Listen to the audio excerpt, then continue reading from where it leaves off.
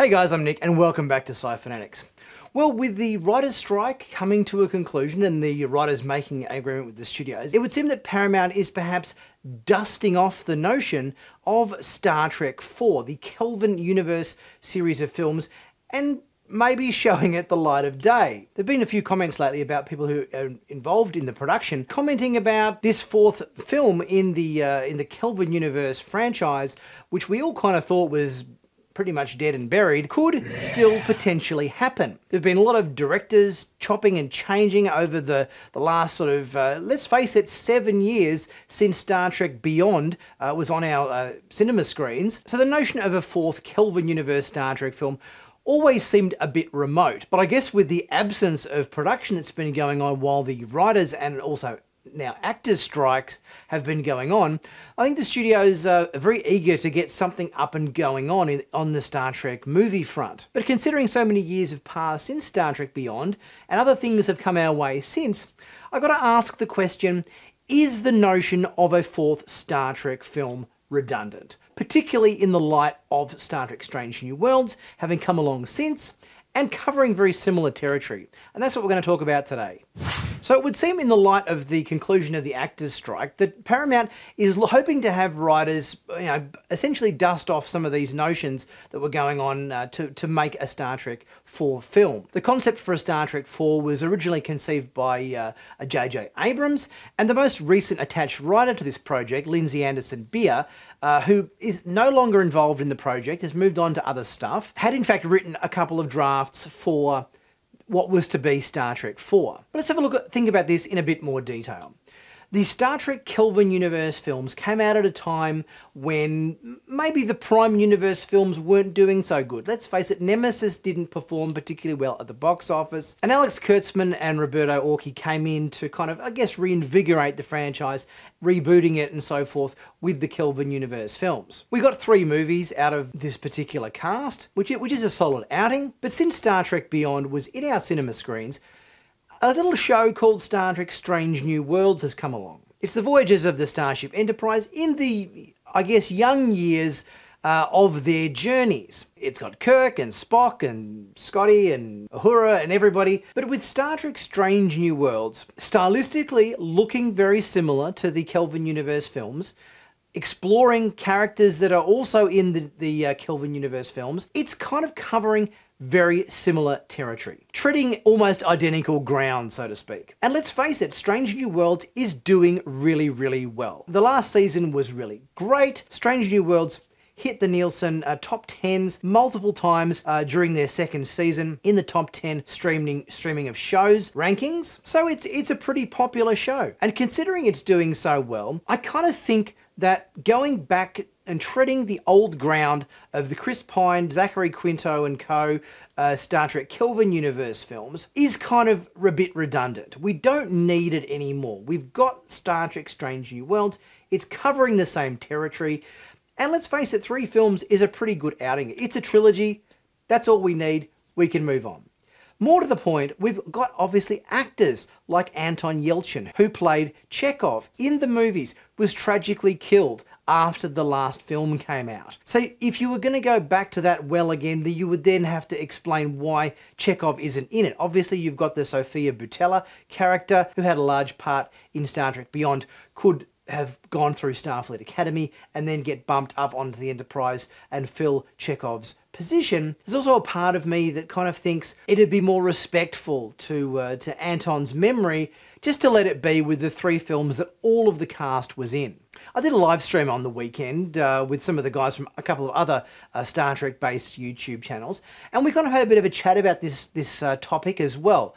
And here's what we were talking about as part of that live show to do with this topic. Do we even need a fourth Kelvin Universe film when we've got Strange New Worlds? What do you guys think? To be perfectly honest, and now I have also relentlessly defended the Kelvin films. I mean, Into Darkness has a lot of problems, but it would be superfluous. I think that Beyond honestly ended, it was like ending the trilogy on a inspirational note, of sorts. And so this fourth film you know, the early development stages we heard, you know, which was like last decade, was like, okay, are they bringing Chris Hemsworth back to play Kirk's dad? Is there going to be time travel involved? They've switched directors like a million times. Yeah. I'll believe it when I see it. I mean, you know, and the actors are asking for a lot of money too, you know. I did read a comment from the writer who was conceiving that concept, and if Chris Hemsworth was coming back as Kirk's dad, it was going to be a very similar situation to the Relics episode of Next Generation, where Scotty put himself in the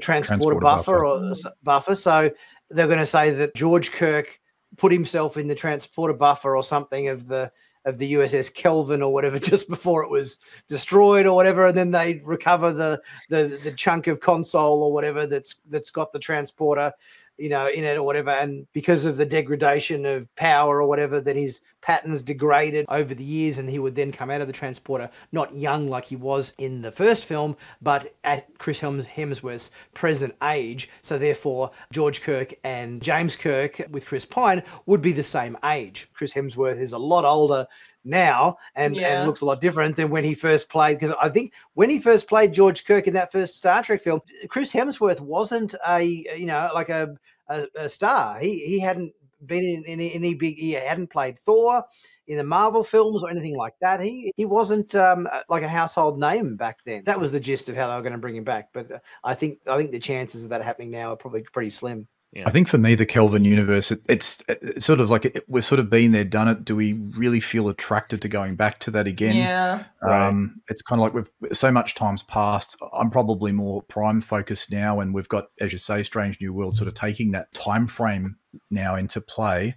I don't know. I just think I would let it rest. And look, I probably, agree. Contrary to a bit of opinion, I probably like in the Darkness, the second movie, a little bit better, just because it was a different dynamic, I guess, to the first one and the third one. But it was an interesting experiment, but I don't know if I really would want to see another one. I think it would just be a bridge too far. I do think the films themselves are enjoyable for a long time. Even before that, there had been an impetus to see the early days of the crew. There's no point to it anymore. There's no point to the Kelvin timeline existing in terms of, like, you know, the pop culture, because we have had dozens of episodes at least of Prime Universe content over the past half decade plus. It would get a little confusing, I think, even though I think the audience is a general movie audience, and the people who watch stuff on Paramount Plus, I think the overlap between those is only so much, to be honest, but I do think for marketing purposes, it could get confusing. Yeah. I think maybe they should be looking at it more along the lines of what they're doing with this Section 31 movie, where they're just sort of taking one concept. I was like, right, let's do a Section 31 movie with Michelle Yeoh, and it'll be a 2-hour or 2.5-hour adventure of her, you know, working for Section 31 with some clandestine operation or whatever. There's plenty of eras of Star Trek that haven't necessarily been explored. You could, just...